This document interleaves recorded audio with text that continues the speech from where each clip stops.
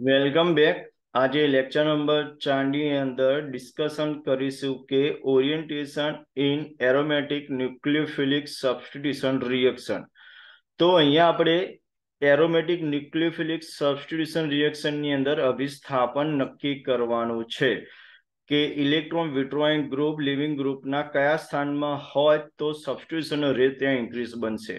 તો પ્રીવિયસ લેક્ચરમાં આપણે ડિસ્કશન કરી ગયા હતા કે એઆરએસએન મિકેનિઝમ એ 2 સ્ટેપમાં થતી મિકેનિઝમ છે। ફર્સ્ટ સ્ટેપ સ્લો સ્ટેપ જે રેટ ડિટરમાઇન સ્ટેપ છે કે જ્યાં આગળ રેઝોનન્સ સ્ટેબિલાઇઝ એરેનિયમ આયન ઇન્ટરમીડિયેટ બનતો હતો, જ્યારે સેકન્ડ સ્ટેપ હતું એ આપણું ફાસ્ટ સ્ટેપ હતું।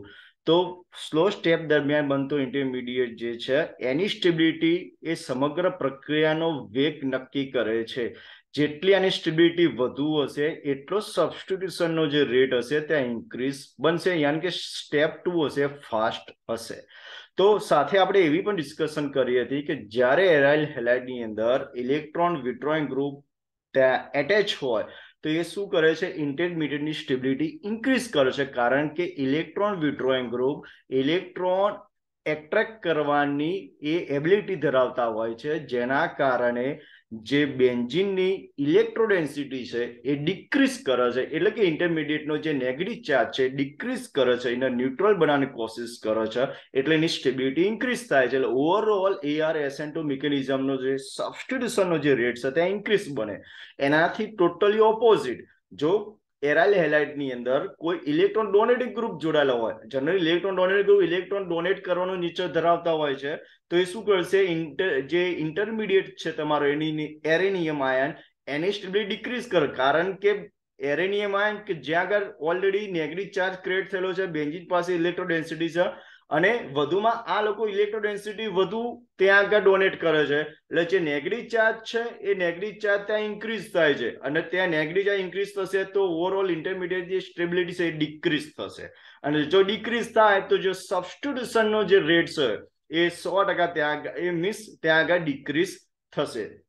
તો આપણે એવી પણ સાથે ડિસ્કશન કરી હતી કે ઇલેક્ટ્રોન વિથડ્રોઈંગ ગ્રુપ કેવા પ્રકારના હોય છે, તો ટ્રાઇમિથાઇલ એમોનિયમ આયન છે, નાઇટ્રો ગ્રુપ છે, કાર્બોક્સિલિક ગ્રુપ છે, આલ્ડિહાઇડ ગ્રુપ છે, નાઇટ્રાઇલ ગ્રુપ છે, આ પ્રકારના ગ્રુપ જો એરાઇલ હેલાઇડમાં જોડાયેલા હશે તો ત્યાં આગળ એઆરએસએન2 મિકેનિઝમનો જે રેટ ઓફ રિએક્શન છે ત્યાં ઇન્ક્રીઝ બનશે। હવે મોસ્ટ ઇમ્પોર્ટન્ટ એ છે જે આપણે અભ્યાસ કરવાનો છે કે જે આ પ્રકારના ઇલેક્ટ્રોન વિથડ્રોઈંગ ગ્રુપ છે એ એરાઇલ હેલાઇડ ની અંદર કયા સ્થાનમાં હોવા જોઈએ, યાની કે આપણે એવું કહી શકીએ કે જે living group, no doubt aryl halide ની અંદર જે હેલોજન છે એ આપણો લિવિંગ ગ્રુપ છે કે જેનું રિપ્લેસમેન્ટ ન્યુક્લિયોફાઇલ દ્વારા થાય છે। તો લિવિંગ ગ્રુપ, જ્યારે લિવિંગ ગ્રુપ જોડાયેલો હોય સિસ્ટમ એરોમેટિક રિંગ સાથે, તો એના માટે 3 પોઝિશન પોસિબલ બને છે, ઓર્થો, મેટા અને પેરા। યાની કે અહીંયા ઇલેક્ટ્રોન વિથડ્રોઈંગ ગ્રુપ લિવિંગ ગ્રુપથી કયા સ્થાનમાં હોવું જોઈએ, ઓર્થો સ્થાનમાં, મેટા સ્થાનમાં કે પેરા સ્થાનમાં, તો એનો આપણે અહીંયા અભ્યાસ કરવાનો છે, ઓરિએન્ટેશન ઇન એઆરએસએન2 મિકેનિઝમ। તો અહીંયા મેં એરાઇલ હેલાઇડના 3 અલગ અલગ કેસ લીધા છે કે જ્યાં આગળ લિવિંગ ગ્રુપથી ઓર્થો સ્થાનમાં હોય electron withdrawing group, even meta સ્થાનમાં હોય, ઇવન પેરા સ્થાનમાં હોય, તો કયા સ્થાનમાં હશે તો સબસ્ટિટ્યુશનનો રેટ છે ત્યાં ઇન્ક્રીઝ બનશે।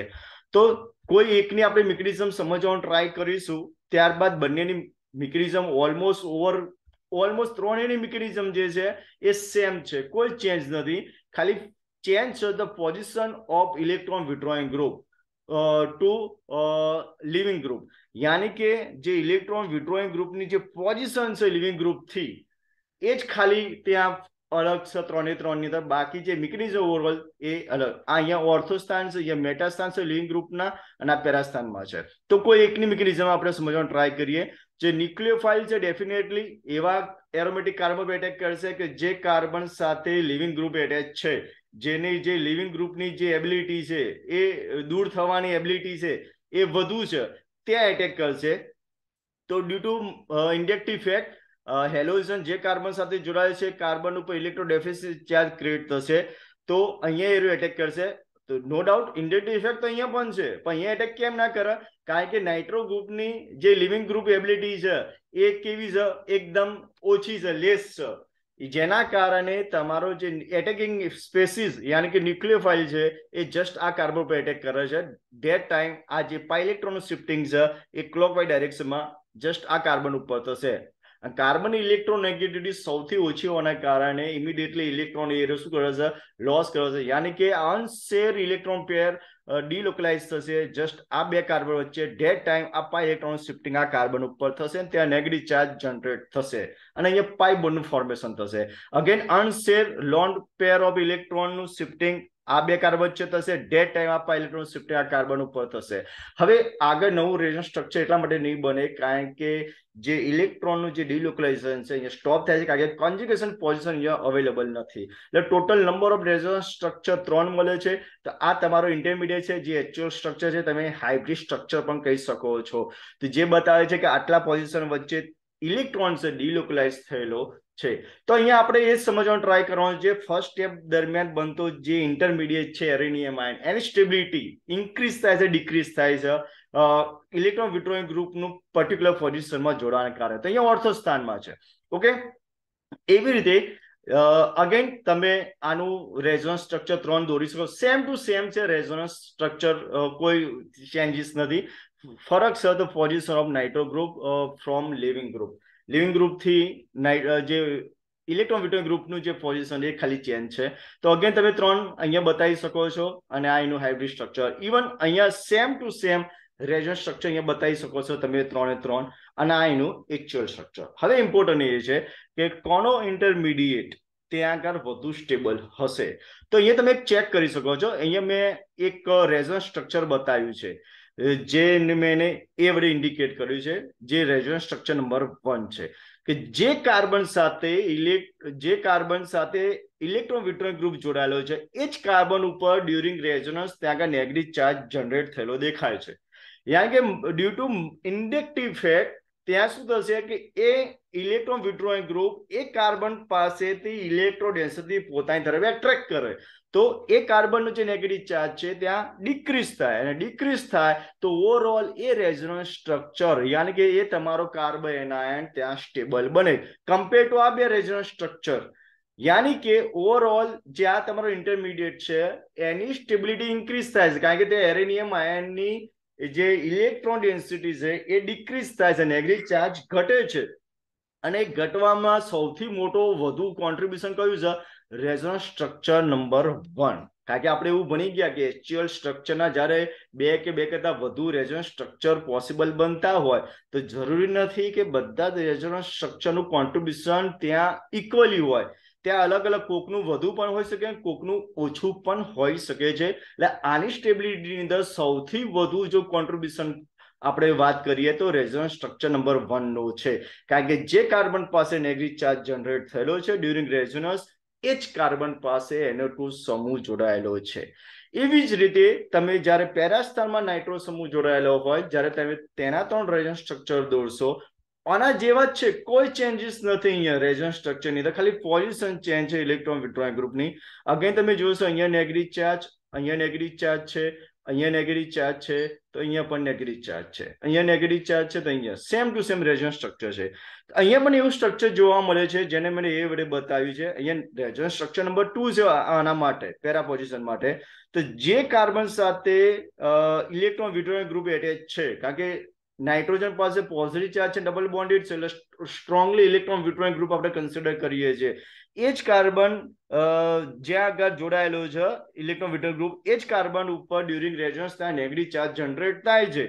યાની કે ડ્યુ ટુ ઇન્ડક્ટિવ ઇફેક્ટ આ શું કરે છે એ ઇલેક્ટ્રોન ડેન્સિટી પોતાની તરફ એટ્રેક્ટ કરે છે જેથી કરીને જે આ નેગેટિવ ચાર્જ છે કાર્બન એનો ત્યાં ડિક્રીઝ થાય છે.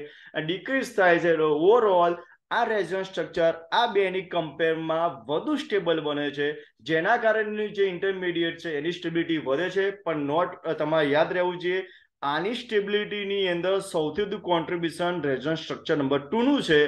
આની સ્ટેબિલિટીની અંદર સૌથી વધુ કોન્ટ્રીબ્યુશન રેઝોનન્સ સ્ટ્રક્ચર નંબર એ છે.